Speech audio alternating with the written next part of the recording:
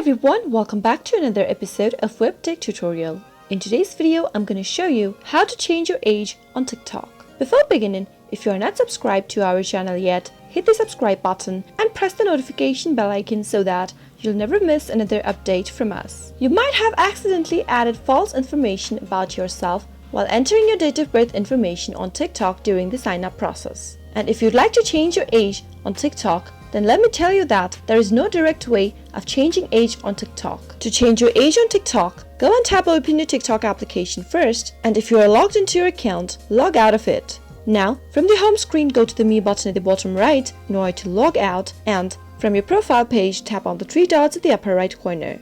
Scroll all the way down from the Settings and Privacy page and tap on the Log Out button at the bottom. From the expanded menu, select Log Out. Save your login info so you won't need to enter your login info next time you use TikTok on this device. Tap on Log Out, and once you do this, you'll be taken back to your home page. Click on the Me option once again at the bottom right, and then tap on Sign Up. At the bottom of the page, tap on the Sign Up option one more time, and this time tap on Use phone or email while signing up. Once you do that, the option will take you to the page where they ask you to fill in your birthday details. Here, you can change your birthday information to the correct one. Now, tap on the Next button, type in the same phone number that you use for your account or your email address and log into your account like you normally do. Let me log in using my phone number.